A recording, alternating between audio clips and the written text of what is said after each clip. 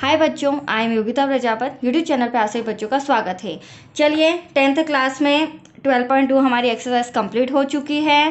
First से लेकर 14 सम तक मैंने कम्प्लीटली समझा दिए हैं। राइट बच्चों, अब आज मैं आपके सामने एक्सरसाइज 12.3 लेके आई हूँ, ये स्टार्ट करा रही हूँ, तो प्लीज़ ध्यान से समझिएगा क्योंकि इसमें से 100% एग्ज़ाम में सम पूछे जाते हैं। तो प्लीज़ देखते जाइए, समझते जाइए और अपने डाउट क्लियर करते जाइए। राइट बच्चों, तो चलिए करें स्टार्ट। 12.3 बहुत ही अच्छी है, बहुत ही इजी तरीके से मैं आपको समझाऊंगी ताकि आपको किसी प्रकार का डाउट ना रहे। और प्लीज़ सम समझ में आए तो लाइक शेयर करना ना भूलिएगा। राइट, चलिए स्टार्ट करते हैं। क्वेश्चन फर्स्ट, हमें ब्रैकेट में क्या दिया है, कह रहे हैं जब तक अन्यथा न कहा जाए पाई बराबर 22/7 का ही प्रयोग करना है। मतलब सम के अंदर अगर हमें कोई और इन्फॉर्मेशन नहीं दी जाती है, क्योंकि पाई की वैल्यू एक और होती मैंने आपको बताई है, पाई = 3.14 और एक होती 22/7। अगर हमें कुछ ना बोला जाए तो ऑलवेज हमें 22/7 का ही प्रयोग करना है। राइट बच्चों, चलिए क्वेश्चन फर्स्ट, आकृति 12.19 में ये आपके सामने ड्रॉ बनाया है। छायांकित भाग का क्षेत्रफल ज्ञात कीजिए। पहली बात मैं बता दूं, 12.3 में जितने भी सम है उसमें आपको शेडेड पार्ट ही, उसका ही एरिया निकालना है, मतलब कि छायांकित भाग का क्षेत्रफल ही ज्ञात करना है। सभी सम में ड्रॉ अलग हो सकते हैं, कंडीशंस अलग हो सकती है, बट सभी का क्वेश्चन एक ही रहेगा, छायांकित भाग का क्षेत्रफल ज्ञात कीजिए। ठीक है, यदि पी क्यू बराबर 24 सेंटीमीटर, आप देख रहे हैं ड्रॉ के अंदर, ये हमारा पी क्यू है, पी आर 7 सेंटीमीटर, ये हमारा पी आर है, और ओ जो है वृत्त का केंद्र है। ठीक है, मैं फिर से ड्रॉ बनाऊंगी और आपको समझाऊंगी। मैंने सम भी रिटर्न किया है बच्चों, ये देखिए। अब सबसे पहले हम वृत्त बनाते हैं। देखिए ये रहा हमारा वृत्त, वृत्त का केंद्र हमें ओ दे रखा है। ठीक है, एक रेखा हम इस तरह से खींचते हैं जिसका नाम दे रखा है क्यू और आर। ठीक है, एक रेखा हम इस तरह से खींचेंगे, आर को इससे मिला देंगे, ये हो जाएगा पी। अब हमें सम के अंदर पी क्यू कितना दे रखा है, 24 सेंटीमीटर। मैं यहाँ पर लिख देती हूँ कितना सेंटीमीटर है, 24। पी आर दे रखा है 7 सेंटीमीटर, ये रहा पी आर 7 सेंटीमीटर। ठीक है, और हमें पी क्यू मतलब क्यू आर हमें फाइंड करना है, क्यू आर हमें नहीं दे रखा है। तो देखो दो साइड दे रखी है और ये हमारा कितने डिग्री का एंगल यहाँ पर बन रहा है, पी 90 डिग्री का, जो कि समकोण त्रिभुज है। और 90 डिग्री के सामने वाली भुजा क्या होती है, कर्ण होती है। राइट बच्चों, तो एक तरह से हमें लंब दे रखा है, आधार दे रखा है, बट हमें कर्ण नहीं दे रखा है, उसे हमें फाइंड करना है। दूसरी इंपॉर्टेंट बात, हमें यहाँ पर जो ये शेडेड भाग है, आप अपनी बुक में देख लीजिए, ड्रॉ के अंदर देख लीजिए, इस तरह से जो शेडेड भाग है उसे हमें फाइंड करना है। ठीक है, इस छायांकित भाग का क्षेत्रफल ज्ञात करना है। तो देखो किस तरह से करेंगे, आप देख रहे हैं ये जो हमारी रेखा है, ये व्यास है, ये वृत्त का आधा भाग, ये वृत्त का आधा भाग, और शेडेड भाग हमें यहाँ फाइंड करना है। तो हम क्या करेंगे, अर्धवृत्त का क्षेत्रफल निकालेंगे। क्या निकालेंगे बच्चों, अर्धवृत्त का क्षेत्रफल। और उस अर्धवृत्त के क्षेत्रफल में से ये जो आप त्रिभुज देख रहे हैं, समकोण त्रिभुज, इसका क्षेत्रफल जब हम माइनस कर देंगे तो दैट्स योर आंसर, ये शेडेड भाग मतलब छायांकित भाग का क्षेत्रफल आ जाएगा। राइट, लेकिन उसके लिए मुझे सबसे पहले कर्ण निकालना होगा, और कर्ण के थ्रू ये मेरा क्या है, व्यास है, और कर्ण के थ्रू मेरा व्यास आएगा, और व्यास के थ्रू मेरी त्रिज्या आ जाएगी, क्योंकि मुझे अर्धवृत्त के लिए त्रिज्या की भी जरूरत है। That's clear. तो सबसे पहले हम क्या फाइंड करेंगे, कर्ण, पाइथागोरस प्रमेय के द्वारा। तो हम लिख लेते हैं, दिया है जो जो इंफॉर्मेशन हमें पता है वो लिख लेते हैं। पी क्यू बराबर 24 सेंटीमीटर, पी आर बराबर 7 सेंटीमीटर। राइट बच्चों, अब त्रिभुज पी क्यू आर में आप देख रहे हैं, पी क्यू आर में एंगल आर पी क्यू बराबर 90 डिग्री। अब ये 90 डिग्री का है, समकोण त्रिभुज है, तो पाइथागोरस प्रमेय द्वारा, पाइथागोरस प्रमेय के फॉर्मूले से हम कर्ण निकाल लेंगे। राइट बच्चों, ये तो बेसिक चीज़ें हम अर्थ से करते आ रहे हैं। अब फॉर्मूला क्या होता है, कर्ण का स्क्वायर इक्वल्स टू लंब का स्क्वायर प्लस आधार का स्क्वायर। मैं शॉर्ट में लिख रही हूँ बट आपको फुल फॉर्म लिखना है, ठीक है, एग्जाम के अकॉर्डिंग। चलिए, कर्ण मेरा क्या है, क्यू आर या आर क्यू, कुछ भी बोल सकते हैं, तो आर क्यू का स्क्वायर। लंब है मेरा पी क्यू जो 24 दे रखा है। आधार मेरा पी आर या R P 7 centimetre. R Q मुझे फाइंड करना है, 24 का 24 में मल्टीप्लाई करेंगे तो 576, ठीक है। 24 का 2 में नहीं करना है क्योंकि स्क्वायर है। 7 का 2 में नहीं करना है, 7 7 जा 49। यहाँ पर आर क्यू का होल स्क्वायर, इन दोनों का आप प्लस करोगे तो आपका आंसर आ जाएगा 625, राइट बच्चों। अब हमें आर क्यू चाहिए तो स्क्वायर हटाएंगे और यहाँ पर अंडर रूट लगाएंगे, तो 625 का स्क्वायर रूट क्या होता है, 625 का स्क्वायर रूट होता है 25 मल्टीप्लाई बाय 25, जिसमें से हम एक पेयर निकाल लेंगे तो 25 आपका बाहर हो जाएगा। इसका मतलब ये 25 हमारा क्या है, आर क्यू, ठीक है। और वृत्त के अकॉर्डिंग देखे जाए तो ये हमारी क्या है, व्यास। तो हम यहाँ लिख देते हैं व्यास d equals to 25 centimetre. But अर्धवृत्त के फॉर्मूले के लिए मुझे व्यास नहीं चाहिए, मुझे क्या चाहिए बच्चों, त्रिज्या। तो त्रिज्या r बराबर व्यास का आधा क्या होता है, त्रिज्या। और चूंकि हम इसे इतना ही लिख देंगे क्योंकि हम इसे कैंसिल करेंगे तो पॉइंट में आएगा और आपको डिफिकल्टीज होगी, तो हम त्रिज्या का इक्वल्स टू लिख देंगे 25/2, जहाँ भी हमें फॉर्मूले की ज़रूरत पड़ेगी, ठीक है। चलिए, अब हम यहाँ पर लिख लेते हैं छायांकित भाग का क्षेत्रफल, ठीक है। मुझे क्या निकालना है, छायांकित भाग का क्षेत्रफल। तो छायांकित भाग का क्षेत्रफल इक्वल्स टू छायांकित भाग का क्षेत्रफल इक्वल्स टू अर्धवृत्त का क्षेत्रफल। ये रहा अर्धवृत्त का क्षेत्रफल, इसमें से हम माइनस करेंगे समकोण त्रिभुज का क्षेत्रफल, राइट बच्चों। मैंने अभी आपको ड्रॉ के अंदर बताया था। अब अर्धवृत्त का क्षेत्रफल फॉर्मूला होता है 1/2 पाई आर स्क्वायर माइनस त्रिभुज का क्षेत्रफल, समकोण त्रिभुज के क्षेत्रफल का फॉर्मूला था 1/2 आधार इंटू ऊंचाई, राइट बच्चों। ये देख लीजिए, मैंने आपको क्या बोला था, यहाँ पर भी देखते जाइए। मैंने कहा था आपको कि ये मेरा अर्धवृत्त है, पहले मैं इसका क्षेत्रफल जो भी आता है उसमें से मैं त्रिभुज के क्षेत्रफल को माइनस कर दूंगी, तो ये दोनों मैंने साथ में ले लिए हैं, ठीक है। जो भी चीज़ हमारे पास अवेलेबल है वो हम लिख लेते हैं फटाफट। 1/2 ऐसा का ऐसा, पाई का मान 22/7।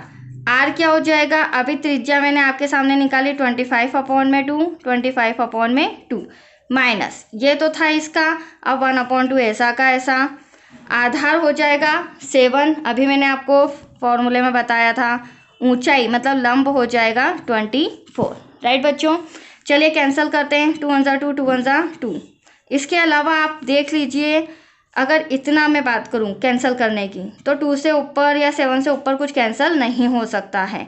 तो 25 में 25 का मल्टीप्लाई अभी मैंने आपको बताया था 625 मल्टीप्लाई बाय 11 ऐसा का ऐसा। अपॉन में बात करूँ 2 2 जा 4 4 7 जा 28 माइनस। अब यहाँ इसे भी हमें कैंसिल करना है, 2 1 जा 2 2 1 जा 2 2 2 जा 4 12 7 जा 84। यहाँ पर तो पूरा कैंसिल भी हो गया है और हमारे पास क्या आया 84। अपॉन में कुछ नहीं तो यहाँ 1 लिख देते हैं। अब 625 में जब आप 11 का मल्टीप्लाई करेंगे तो एटलीस्ट आपके पास आंसर आएगा, क्योंकि मल्टीप्लाई इतना समय नहीं है, मैं डायरेक्टली आंसर लिख रही हूँ 6875 डिवाइडेबल बाय 28 माइनस 84 डिवाइड में 1 ऐसा का ऐसा। क्रॉस मल्टीप्लिकेशन करेंगे बच्चों, इसका 1 में करोगे तो वही आंसर आएगा 6875। हाँ, 28 का 84 में मतलब 84 में जब 28 का मल्टीप्लाई होगा तो आपका आंसर आएगा 2352 और 28 का 1 में करेंगे तो 28 ऐसा का ऐसा, राइट। अब माइनस करते हैं, बहुत ही सिंपल है, आंसर आ चुका है आपका। 5 में से 2 गया 3, 7 में से 5 गया 2, 8 में से 3 गया 5, 6 में से 2 गया 4, तो 4523 डिवाइडेबल बाय 28 सेंटीमीटर स्क्वायर।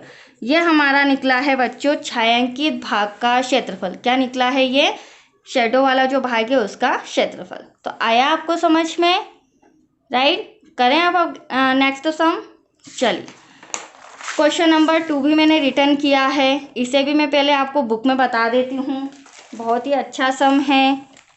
देखो क्वेश्चन नंबर 10 में क्या कहा है, आकृति 12.20, ये रही 12.20 में छायांकित भाग का क्षेत्रफल। देखो ये रहा शेडेड भाग। यदि केंद्र ओ वाले दोनों केंद्रीय समकेंद्रीय वृत्तों की त्रिज्या क्रमशः 7 सेंटीमीटर और 14 सेंटीमीटर है तथा AOC 40 डिग्री दे रखा है, ठीक है।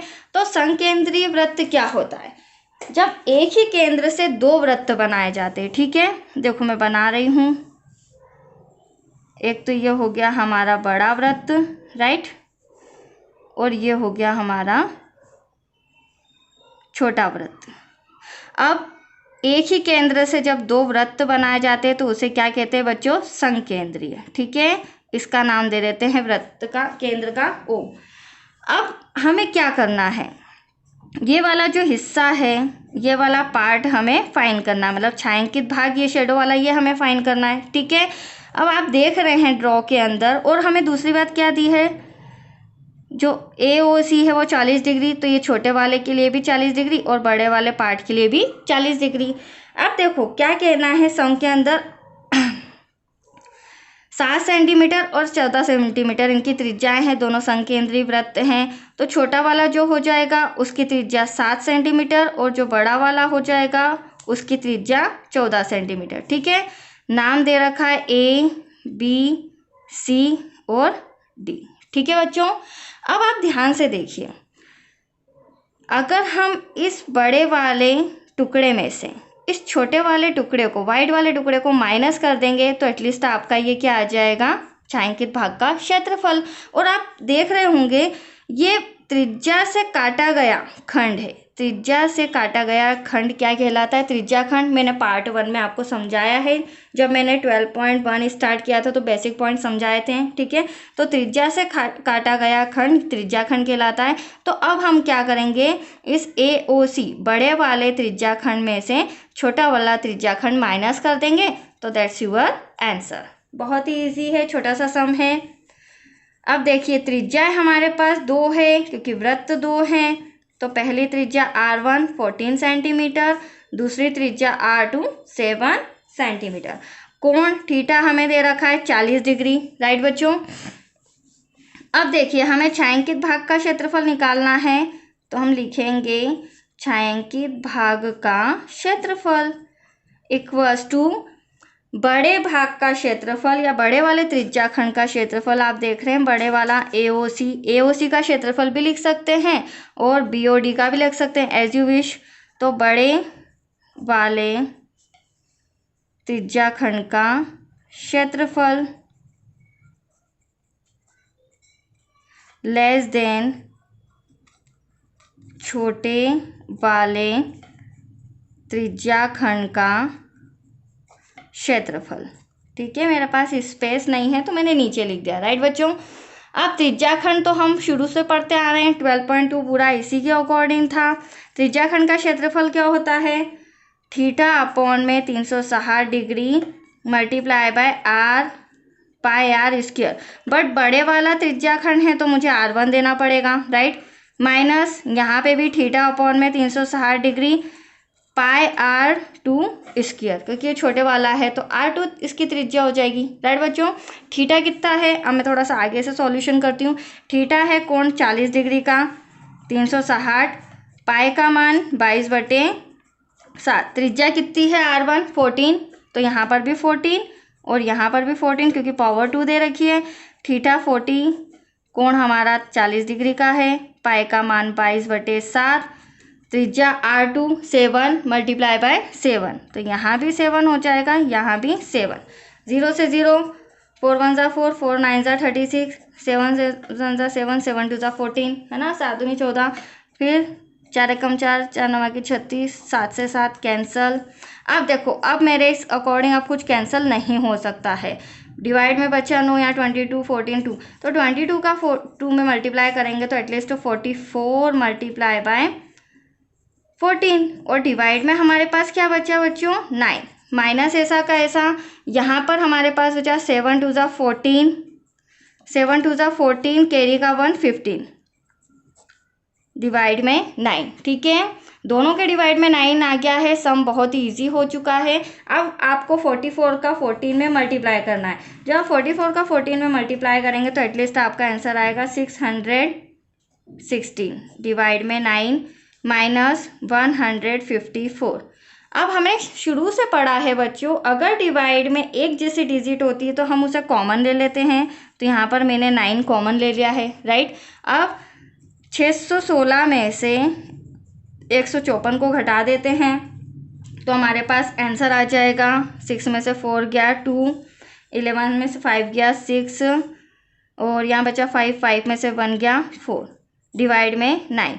अब ये कहीं ना कहीं कैंसिल हो सकता है, ठीक है। कौन सा टेबल से? 3 से। कैसे? देखो 3 3 ज़ा 9, 3 1 ज़ा 3, 3 5 ज़ा 15, 16 में से 15 क्या बचा? एक 12, 3 4 ज़ा 12। तो एटलीस्ट आपका आंसर आएगा, थोड़ा सा कॉपी में इस तरह से कर रही हूँ, 154 डिवाइडेबल बाय 3 सेंटीमीटर स्क्वायर। ये हमारा क्या था? छायांकित क्षेत्रफल का आंसर, ठीक है। जो बड़ा वाला हमारा देख रहे हो आप ड्रॉ के अंदर, ये वाला शेडो वाला हिस्सा है, तो इसका क्षेत्रफल कितना है? 154 डिवाइडेबल बाय 3, राइट बच्चों। आई होप आपको समझ में आया हो। तो आज के लिए इतना ही, कल से फिर आगे के सम कंटिन्यू करते हैं, राइट बच्चों। Thank you.